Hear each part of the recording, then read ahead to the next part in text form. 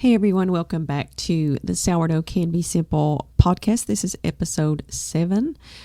I'm sorry for the lack of video today, but I am going to have to work on that. The host that I have for my podcasts doesn't seem to repost in video format, and so I am working on that. So hopefully by the next episode, I'll have that all lined out. But with that being said, let's get into today's episode. I want to talk about tools for sourdough, things that are nice to have and things that you really want to have. There's very few tools that you really have to have, but I think it's important to see the difference between nice to have tools and have to have tools when it comes to sourdough. Now, before I get into all those tools, I want to tell you all about something very exciting that's coming up Monday on my YouTube channel, Rose Homestead, at 9 a.m. I am starting a fresh milled sourdough course. It will have 11 parts, and I'm really excited. There's going to be a private Facebook group. There are going to be free printables, and we're going to go really slowly through the course and walk through incorporating 100% freshly milled flour into your sourdough products, because that can be tricky and challenging. I know, because I have been there, and after years of working with it, I can say that I have really, really good results with my freshly milled sourdough products, and I want to share all the tips and tricks with you. It's completely free, and you can save the playlist on your YouTube, or you can download the videos if you wish and put them in a folder as they come. There will be a total of 11. Mondays will be the introduction, which is when I'm going to tell you exactly what to expect from the course, and the free printables and Facebook group will be in the description box of that video. So mark your calendars, head over Monday morning at 9 a.m. and join me for this fun, free sourdough with freshly milled course. Okay, so let's just jump into all of these tools that you can get. I know you've seen them. We've all seen them. There are so many kits that you can get and little gadgets and tools, and I've had every single one of them. I'm not going to lie. I love tools in the kitchen. I don't care if it's sourdough, freshly milled flour, cast iron, you name it. I have had it and I love it, and I admit I have a problem and I don't want to fix it. But I also like to keep things as simple as possible, especially when I'm sharing sourdough videos over on YouTube, or when I'm making a recipe for the blog. I want to make sure that I don't overcomplicate things, because we have to bear in mind that up until just very recent years, people didn't have all these specialty tools and long drawn out schedules for making sourdough. It was a really, really, really simple process, because it was a daily thing that they did to keep bread on the table. And I like to keep it just as close as I can. I'm not going to lie. Sometimes I go for the really long drawn out, beautiful artisan loaves of bread. It's fun and they're beautiful, and it always makes me feel so good when I pull it out of the oven. And so I do that. But on the regular, my sourdough recipes are really simple, straightforward, and don't require a lot of tools. But there are some tools that are very helpful, I will say. I don't want to go as far to say you have to have them, but it really does help you out. And they're not super expensive tools. They're just helpful in the process of making bread. The first tool would be a good loaf pan.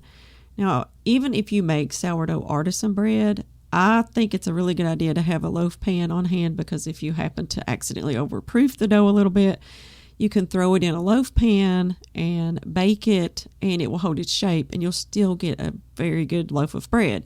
But if you don't have a loaf pan and you overproof it, I mean, there's things you can do like make focaccia, but if you're wanting bread for sandwiches, having a good loaf pan is, I think kind of a necessary thing for making bread.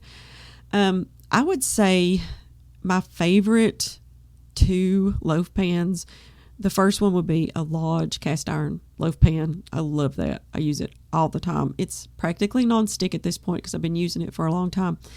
And then I also like the stoneware pans because, like cast iron, they become nonstick over time, and it's just nice.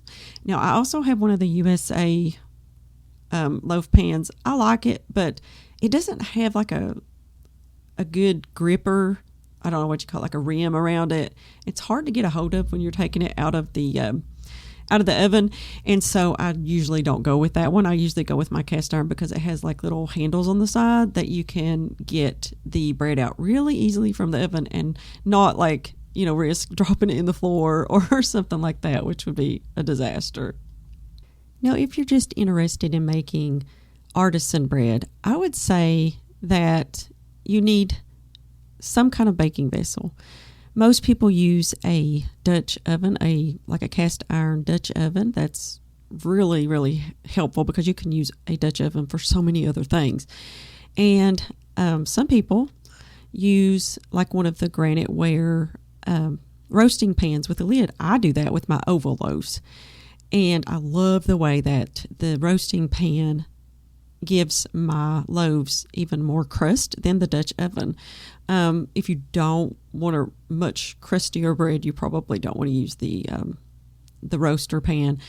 I think that's because it's thinner and it gets, I think, a bit hotter in there quicker. So, but having some kind of a vessel, if you don't, you have to compensate for the steam effect.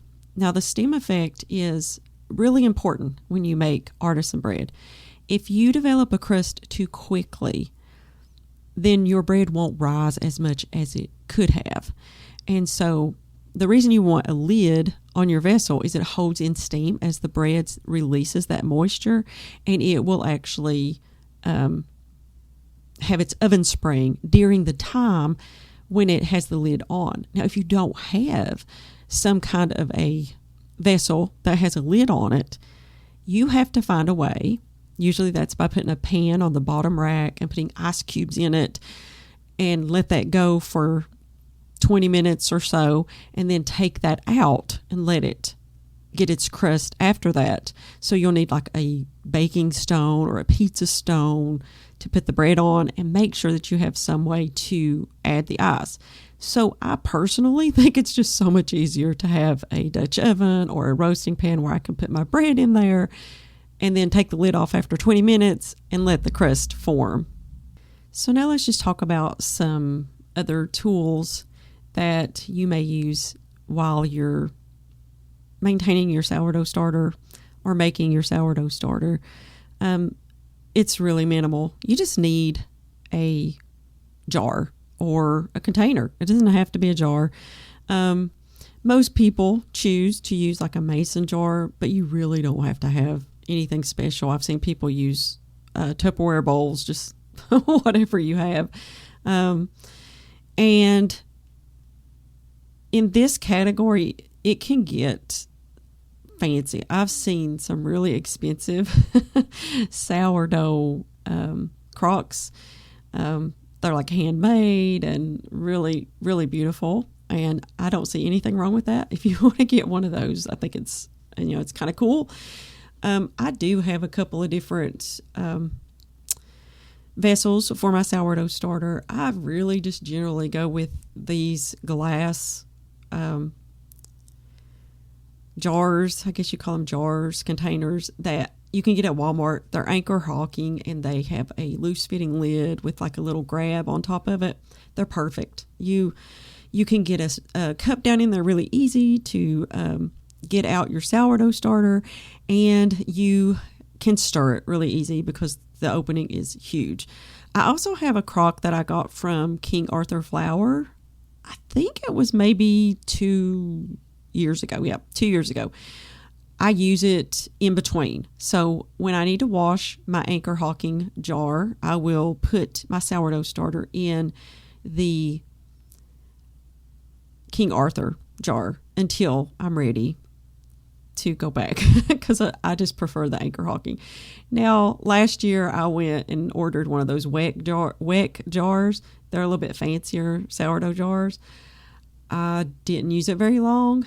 I don't like the opening is so small. You can not put like a big measuring cup in there, and it just didn't suit me. So now I use it to hold almonds for baking, and so it's a beautiful jar, and I leave it out where you can see it, but it's just not something that works for me when it comes to sourdough.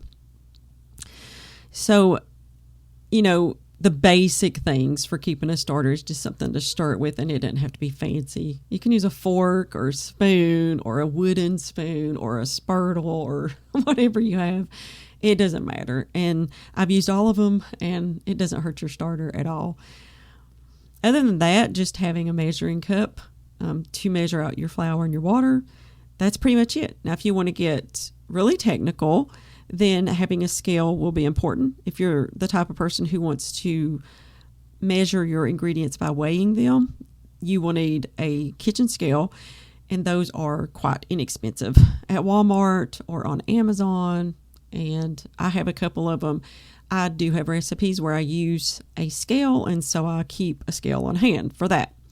I just noticed, getting off topic, I just noticed the other day that Nutrimeal has a brand new kitchen scale.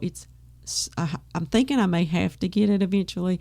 It has like conversions on it for measurements and things. It's really neat. It's big, and so a big bowl sitting on it will be perfect.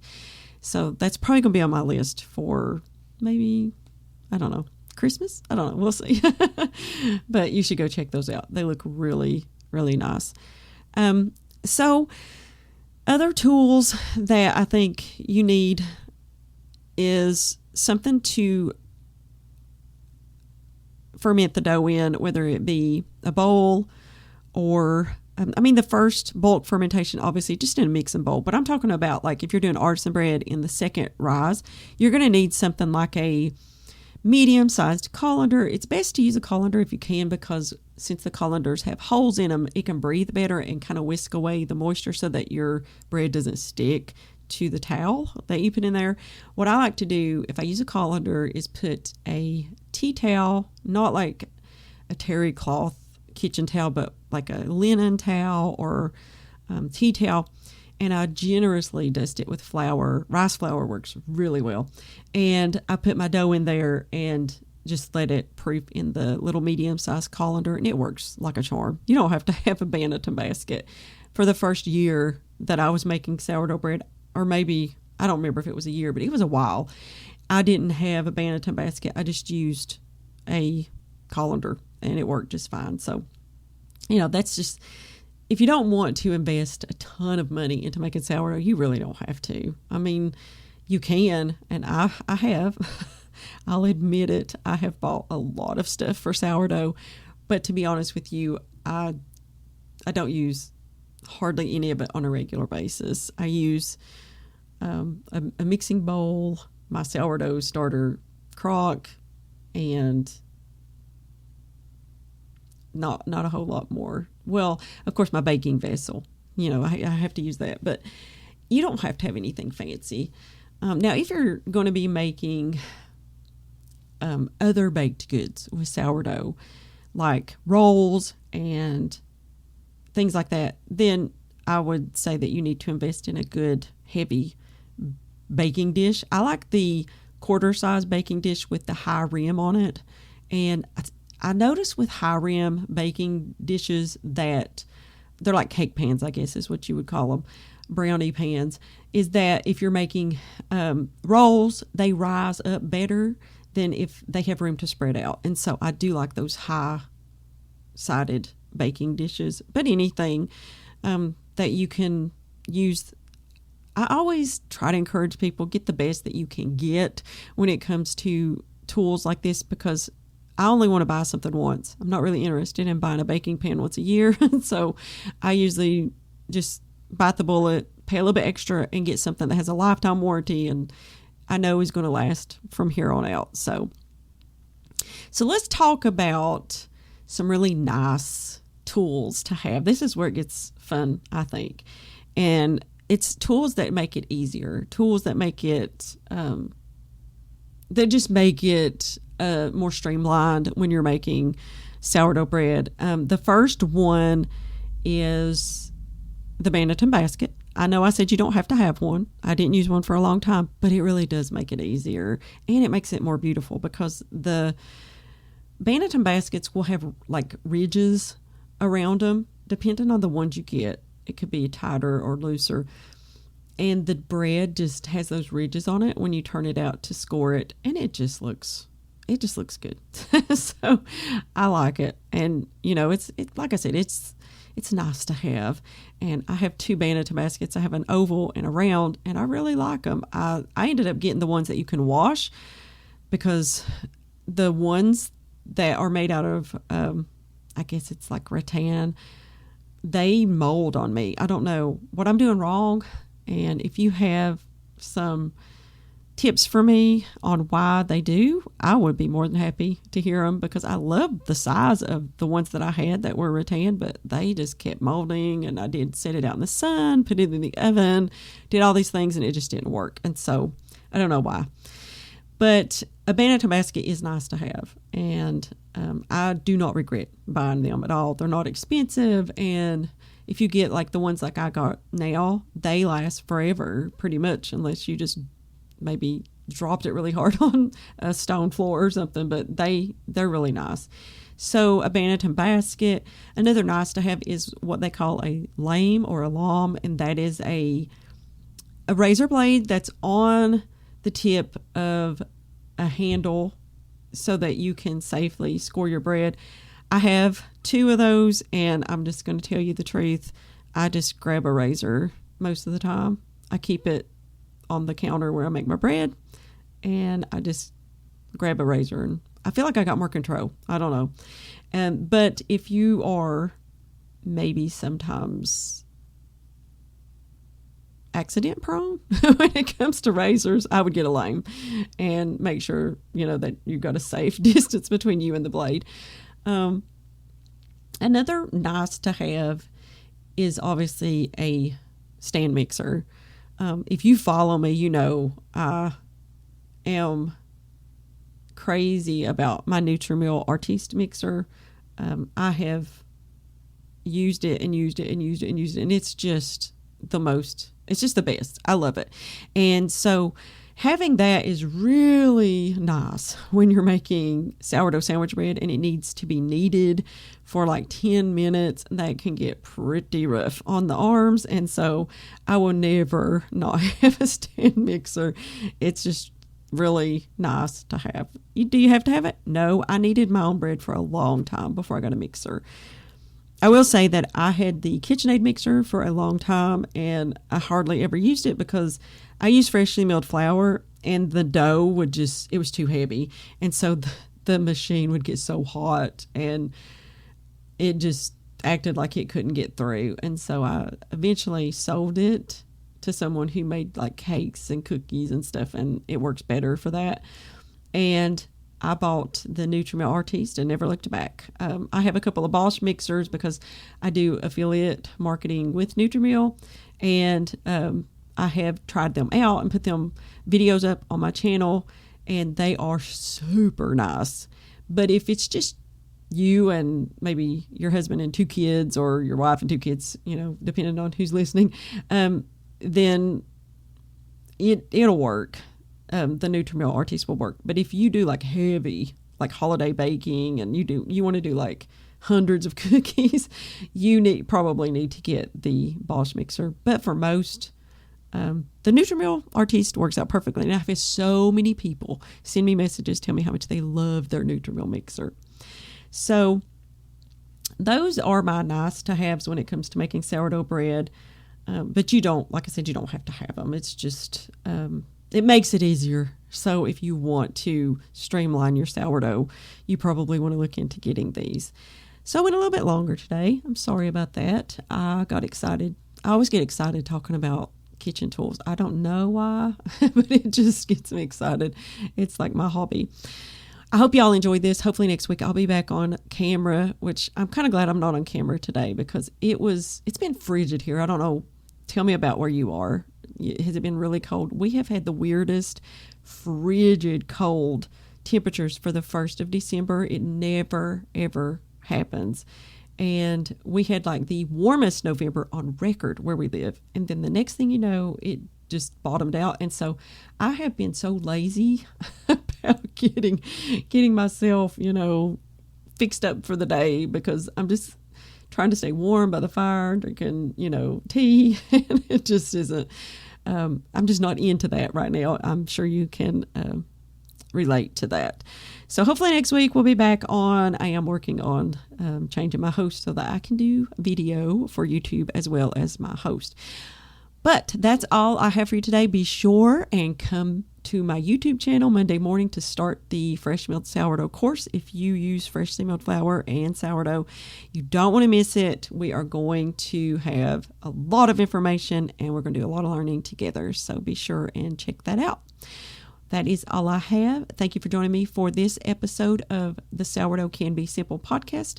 And I'll talk to you and hopefully see you here same time next week.